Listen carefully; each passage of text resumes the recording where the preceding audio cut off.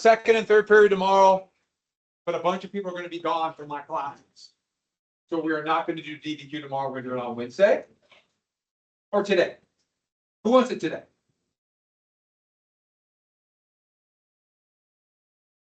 It's unanimous. You've come out for today. Remember, in a democracy, it's not those who vote count. It's those who count the minutes. I'm very good at counting. So we're going to do it Wednesday. So take out your documents. Let's talk about this really quick. So we'll do it on Wednesday. A couple different reasons why, but I'm going to have a bunch of people gone. I just don't want to deal with 1,000 makeups, so I'm just not going to. So I'm going to keep going on in class. I'll answer any of the questions, but don't forget, answer any questions tomorrow also. The question is, what you have to answer is evaluate the following statement. The ultimate cause of secession and the Civil War was conflicting sectional differences over slavery. You must address your position on that statement. Do you believe it was slavery? Do you believe it wasn't slavery? Part of it was slavery, part of it wasn't. You must address it. That is your why, your thesis statement. That is the stance you are taking. And then you need an A and a B. Your two-body paragraph, remember, this is only a 4-paragraph essay. And don't forget, each paragraph, you have to use 2 documents in a paragraph, paraphrasing your words. Paraphrase. Do not quote. Go back to first grade. Right? Don't pass go. Don't go through it all. Back to first grade. Right? And we know what first graders would do. Yeah, you understand too, they eat you a lot. First graders will eat you alive. If you've been around first graders, they're all like this tall, and they come at you with waves. Yes. So do they still like cite it after? Yes.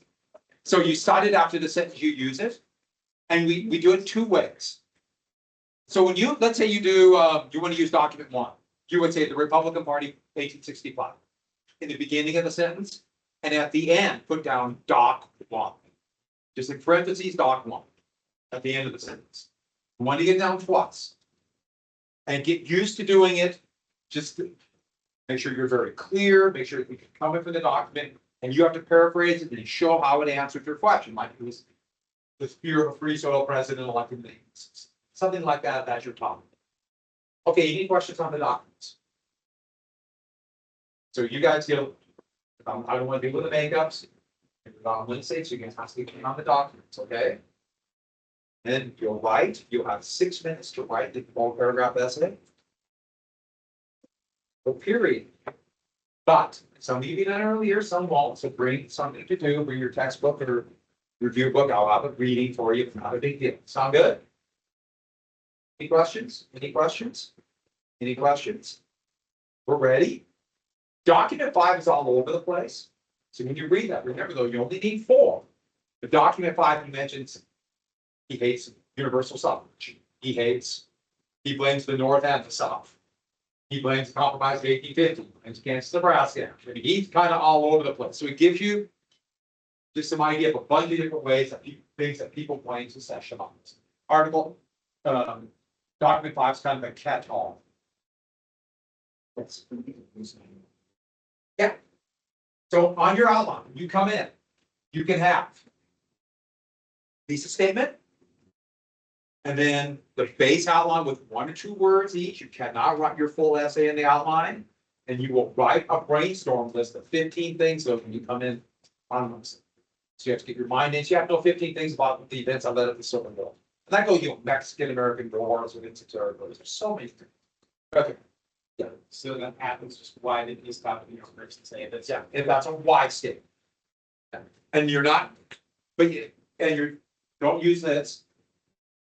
You can use it, you know, you can like maybe play around with this without just kind of a template, write it on the second sheet. Okay, everyone got that? You got these second sheet of things. I want you to have this because you're going to turn in your outline. Good on that? All right. If you go on Teams, I put out a sample. I have about 6 or 7 sample outlines. I have sample thesis statements. I have a lot of sample stuff. Yeah. Yeah,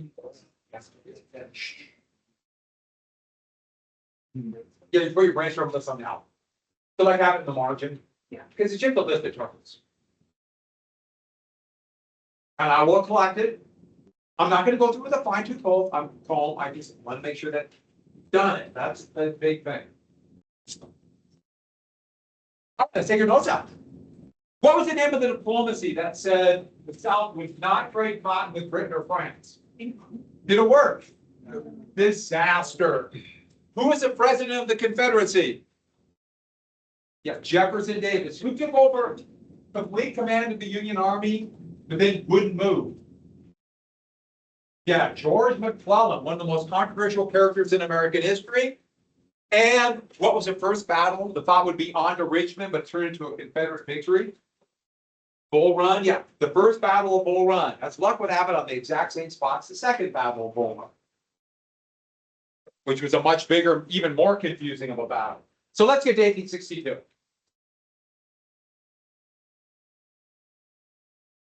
1862. And this is the key year because you got developing strategies. The North is industrializing very fast. And I should add, they're making ships as fast as possible in the North. They have much more industry, but the ships are still wooden hull. They look like sailing vessels from 50 years earlier. They just have a steam engine inside that turns a wheel and some kind. So let's get to this. Here's the Northern strategy. It's still only for Union. The war is not yet about slavery. Lincoln was still too nervous about the border states. He was worried. Even most Republicans were not anti-slavery. They were free soil. And the thought was we could still got to get rich, defeat the Confederate Army in front of Richmond and take it. But they began the process of the blockade and the Mississippi River. And the thought was on the Mississippi River.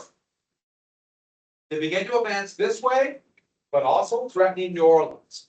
So, for example, for the blockade, so the United States Army is growing, even though it's still very small. They did a combined naval land operation. This is called amphibious operation, and took the main harbor of North Carolina, New Bern. So they couldn't use that. They began to try to surround Charleston and Savannah, Mobile, and New Orleans. So they couldn't use those harbors as part of the blockade. So they're doing little operations, but the main operation is still here. And all the rest of this is kind of considered the West. Even though I know it's not necessarily West, that's just the way they figured it. For the South, the first off we know, their first initial plan, King Cotton diplomacy failed. So now the plan is basically hold out, hope Britain win the war. Hold out, and as long as the war is not about slavery, Britain might intervene. All they need is an intervention by Britain, and the Confederates who will win. But the Confederates do not need to totally defeat the North. They don't need to invade the North. They don't need to take it. They just need to hold out, because eventually the North, the United States, they figure eventually it will become too bloody, too horrible in the U.S. Mind you, of another war where a side only had to hold out and eventually they could win. Yeah, the Revolution, it's the same thing. Remember during the Revolutionary War, the United States lost New York City, the brand new United States, right after the Declaration, yet stayed in the fight. Philadelphia was the capital, so to speak. The British took it, they stayed in the fight. As long as the Confederates can stay in the fight, meaning their main army survive, the longer it goes on, the more horrible, as it gets more horrible, and it would get beyond their comprehension more. The North will eventually quit, and that was their tactic. But no one wants this tactic. They want to win a big battle, have show great generalmanship, and win great tactical victories. So let's talk about the East first. The Eastern Theater is basically between Richmond and Washington, D.C. Then along the Mississippi and all this area here, that's the West. Doesn't make sense, but that's the way they live. Let's get to civil war map. All right. The only reason I'm showing you this is just to give you an idea of where it was and how close it was. And so that's where Manassas was, and the Ketchum Railroad here. All these rivers are in the way, you might notice. This is called the James Peninsula. Remember Yorktown, the last battle of the Revolutionary War? Jamestown, the first British colony to survive, to make it in what is now the United States. And the United States pulled out, for example, right here in Norfolk, Virginia. That was a big naval base, still is a big naval base. The United States Navy took everything they could north and everything else they burnt. For example, a half-finished ship called America. They just burnt it, sunk. Was the Confederates are bringing it up and rebuilding it. We'll come back to that. So here's McClellan. And the Confederates are right here, entrenched on the Potomac. So they can't use the Potomac for ships. The Potomac's really wide. Ocean-going ships can go all the way to Washington, D.C. Literally miles past Washington, D.C. are waterfalls. It's really pretty. They go to Washington, D.C. and that's it. Confederates aren't letting them do that. They're entrenched right along the river with trenches bristling with guns. There's McClellan. He's the overall commander of all Union forces. He built an amazing army, and he's in command of forces in the West. He's in command everywhere. The problem is, what did McClellan do after he built this magnificent army? Didn't do anything. He sat. And Lincoln was furious. Lincoln was demanding action. He knows every day the war goes on, public opinion in the North might go against the war. He knows this. And the United States is still going to have elections during the Civil War. Kind of unheard of. They're going to have their midterm elections in 1862 and a presidential election during a Civil War. Of course, the South won't vote in it. And he's begging McClellan. Finally, going in 1862, McClellan still won't move. And Lincoln has had enough. And Lincoln demoted him. And Lincoln took overall command of the entire Union Army. Remember, Lincoln is commander-in-chief, but that's according to the Constitution, but he doesn't know anything about the military.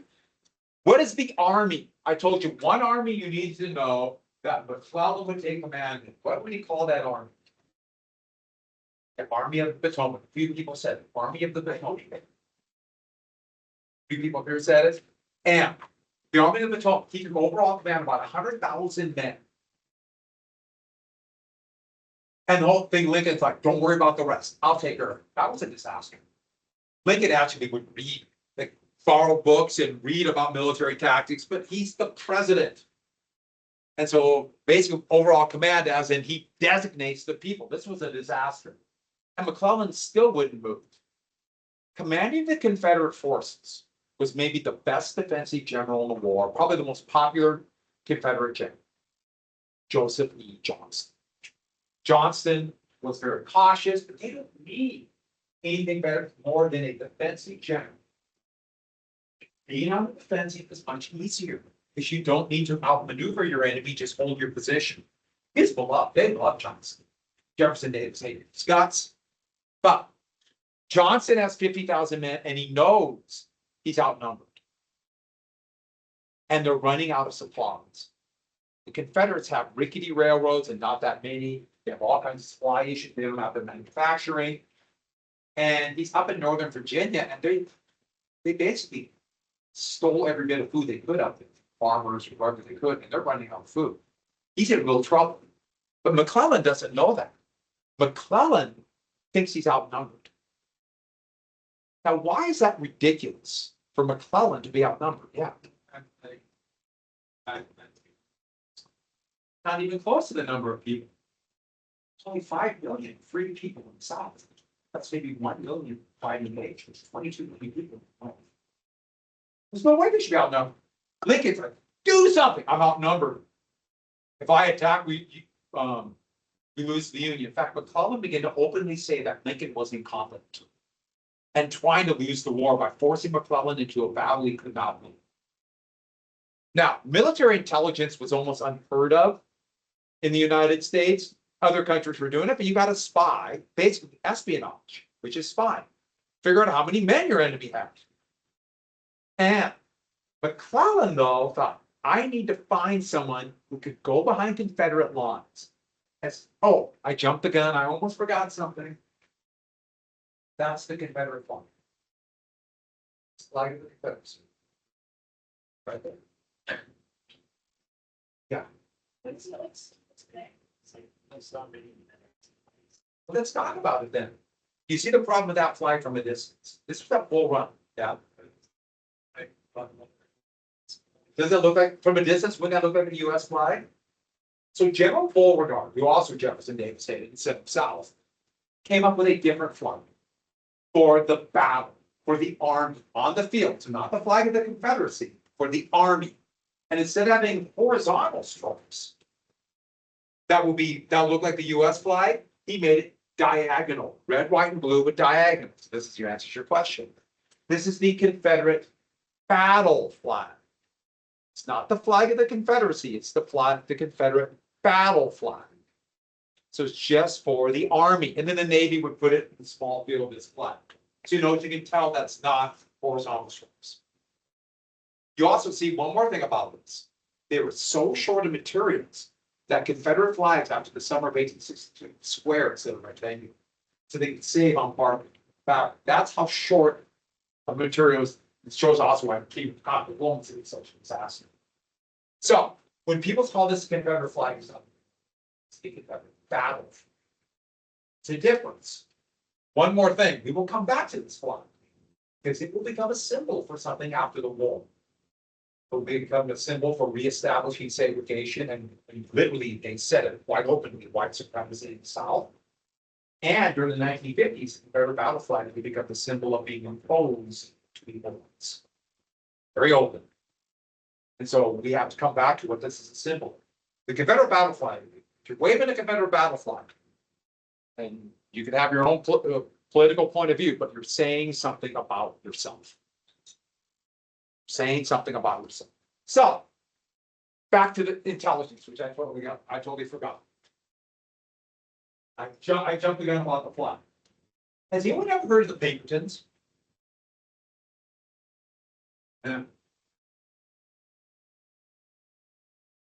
Yeah, they were private detectives. So think about it, police forces were kind of unheard of. So they would hire themselves to be a private police force. So yes, they would look into crime, but the big thing is they were either hired to be guards or they were hired to be spies to try to infiltrate workers, stop them performing labor unions. And also basically thugs to beat up people who wanted labor unions to get higher wages and better working conditions. I mean, the Pinkertons were kind of thugs. McClellan, before the war, he ran the Illinois Central Railroad, which basically went from Chicago down to New Orleans, and used them as guards on trains, stop train robbery, and to break up labor unions. All the workers get better pay, but he thought they'd be perfect for spies. So he sent a bunch of people who had no experience in, for the most part, in espionage, no military experience, and they all lived around Chicago. Here's Pinkerton right here. And he sent them to go spy in Northern Virginia to see how many men the Confederates had. So think about a bunch of guys from Chicago who sound totally different than Northern Virginia, tramping around here asking, hey, how many men does the Confederate Army have? How do you think they did? And the Confederates figured out real fast. They got this thing that's walking around. Asking, so what did they tell? Or maybe most do. We got soldiers coming out of our ears. We have so many soldiers. We're just waiting to attack and take Washington, D.C. And the Pinkertons came back that February and told McClellan the Confederates have over 200,000. Over 4 times the amount they did. And what did McClellan do? We have this outrageous intelligence. I knew it. I knew I was outnumbered, and Lincoln is trying to destroy the Union. And actually, Lincoln could not believe it. So, why am I telling you this story? First off, that McClellan was smart in a way to get intelligence, and also dumb. He wanted to believe he was outnumbered. Didn't wish to attack. Military intelligence is really hard. And if you have a bunch of yahoos do it, they'll make mistakes all the time. That would never happen today. That's my way of saying it's really hard. And yeah, people make mistakes. If you want to believe something, you'll find somebody to confirm your beliefs. And time after time, that's going to happen in American history. Anybody know a nickname for private investigators that came from this side? Has anyone ever heard a private investigator called a private eye? That's where it comes from, this side. Because we never sleep, we don't. So, we're not worried about that. Let's get right here. The refining here, we don't have time to go over this. Well, going into the spring, Johnston, out of supplies, did something that surprised everyone. He pulled back the Fredericksburg and opened up their lines. And so you have all these entrenchments that Johnston was in, had his men in, bristling with guns. You can see the cannon sticking out of the fortifications. He left it, and the Union forces took him. And these are actual photos from 1862 at the end of February of the Confederate positions. And those are supposed to be Confederate guns. And you see what they actually are? Logs painted black. They're fake guns. In fact, they're jokingly called Quaker guns because Quakers are pacifists. So if you find a Confederate line with a bunch of fake guns, what does that tell you as intelligent, logical people about the Confederates? Are they strong or weak? They're a lot weaker than we thought. What did McClellan believe? They're stronger. And they're trying to suck me into a premature attack where they can ambush me. Once again, Lincoln's like, what have I done? What if I put in position this guy who won't attack, won't follow orders, and is openly talking about we need to dictate. And he controls the biggest army in the continent. So McClellan came up with a good plan. So he wasn't dumb. He wasn't. He was just McClellan. It's called the Peninsula Campaign. And we got to talk a little bit about this because the Peninsula Campaign came back close to ending the war. It was actually a really good plan, even though McClellan did it because he thought he was outnumbered. He didn't want to attack the Confederates right here, but using the powerful US Navy, which is now growing every day, they would take 80,000 of his men and go down here to the James Peninsula. That's the Peninsular Campaign. The US held a fort here called Fort Monroe. Advance up the peninsula, get to open territory, and defeat Johnston's army in front of Richmond. And that could literally end the war.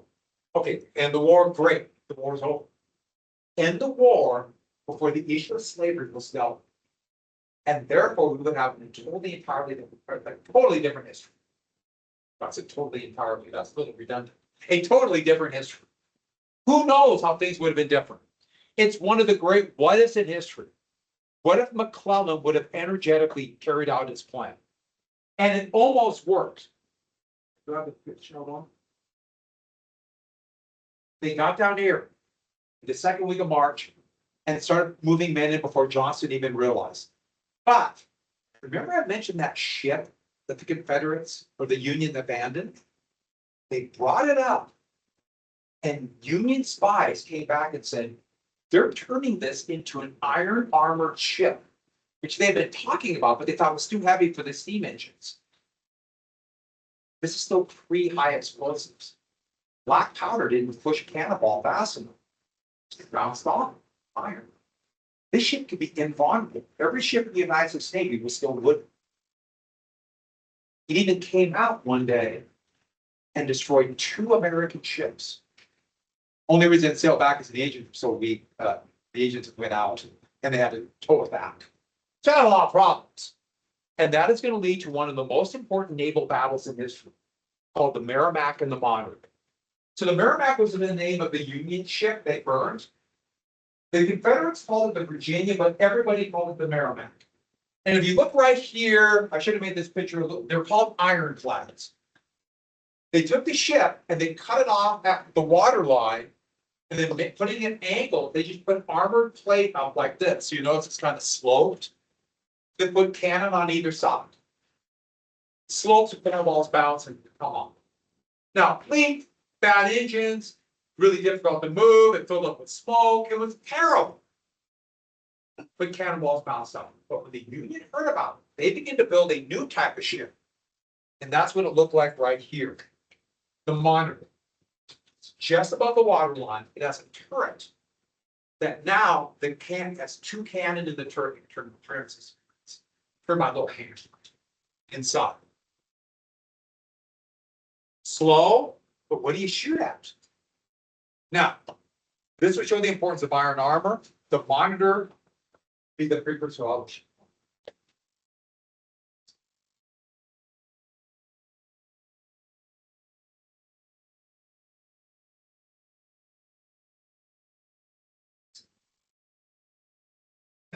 Say now.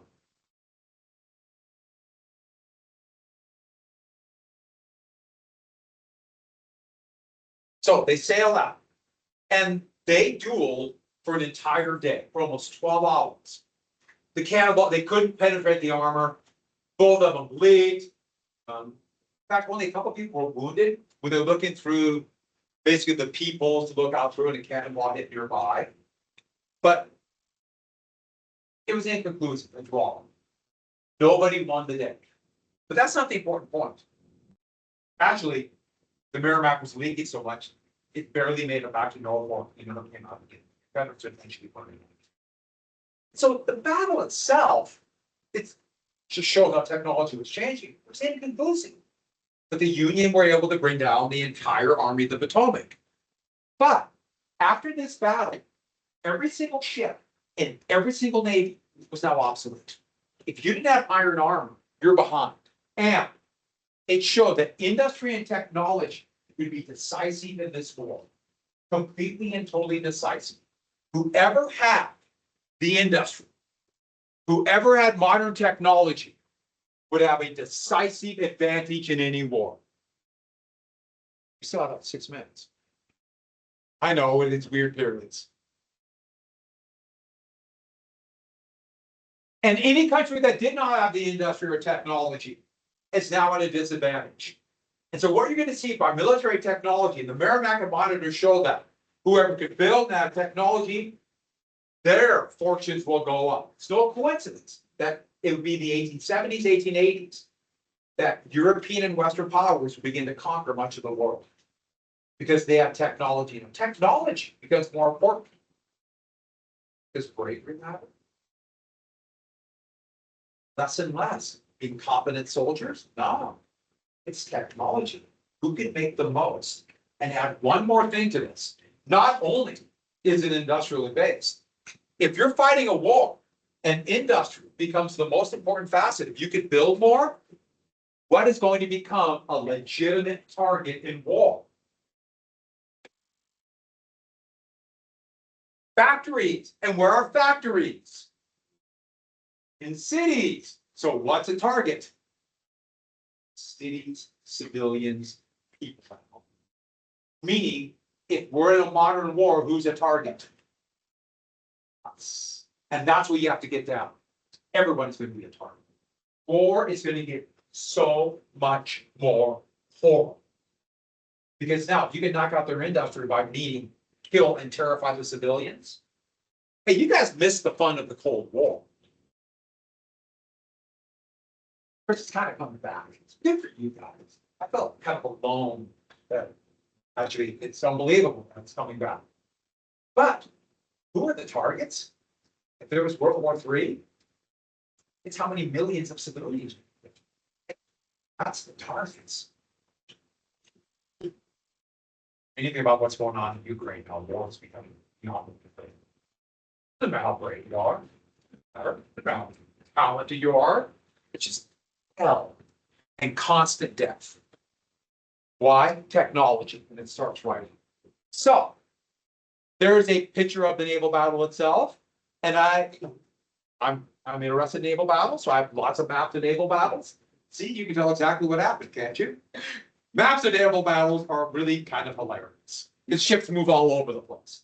So let's get back to what happened. The Merrimack went back. Eventually, they would burn it up. Oh, I should add one more thing. The Monitor, it was too slow. And you notice how low it was off the deck? It waves would wash right over it. They didn't know what to do with it. It was actually, they would make monitors down the road that would become the precursor to modern ships. This had to go down to blockade duty in North Carolina and off of these Cape Islands. Storm hit it and sunk everybody on the. They have just found it. It just got around the capsules. All right. So here's McClellan. It worked. Johnston is still up here on a river called the Rappahannock. They get through this peninsula, the swamps here. He's got it made. Now the Confederates have less than 10,000 men, and most of them are poorly trained, but they had enslaved people dig very elaborate trenches between Yorktown and Jamestown. So McClellan got here, all he had to do was push through here and he could essentially win the war, and there'd be a President McClellan. Instead, he got to these trenches very slowly. It took him 3 weeks to move 5 miles. He believed he was outnumbered. So he could not be too tough. He could not move fast or move too fast. He had to be cautious. And when he got there and saw the Confederate lines, he believed, oh, I can't get through this. I'll lose too many men. So he brought up more weapons and delayed for a big, massive attack and allowed the Confederates to hold them up for nearly 3 months. If he would have busted through that right away, once again, potentially the end of the war. The Confederates did all kinds of things to fool. They didn't realize what McClellan would be so easily fooled, but it worked perfectly. For example, at Yorktown, there was a train station. It was out of sight of the Union lines. And so they could see smoke coming in from a locomotive. So they had one locomotive, just a locomotive, come in with all kinds of smoke, whistles, so the Union forces could hear it. And then they would yell out fake orders to fake regiments. Get out of the train, all this stuff, on a fake train. And so McClellan believed reinforcements would come. He had men yell fake orders in the trenches. The trenches were 12 feet deep, so men could walk without having their head exposed. So they had men hold a pole that looked like this with another horizontal board on it, and they nailed old muskets on it like that and carried it. So it looked like men were marching with the rifles on their shoulders and marched back and forth like they had a bunch of men in McClellan blockade. And so he wasted that time. And so they brought in this heavy siege mortars, they're called. That's at Yorktown. And those are Union forces at the so-called Battle of Yorktown playing poker because they're not doing anything. They wasted this time. Don't worry about Magruder. But I'll tell you about the Intrepid really quick. McClellan was no dummy though. He used hot air balloon for aerial reconnaissance. And it was a really good idea, but I think you see the problem. How do you get the messages down? They tried to strap it, a telegraph line didn't work. They tied messages to sandbags. It was really slow. And the other thing was this. They're literally hot air balloons. Yeah, one hole and they start coming down. But for the rest of the war, you'll see hot air balloons in pictures of battles. He knew it was just a little bit early.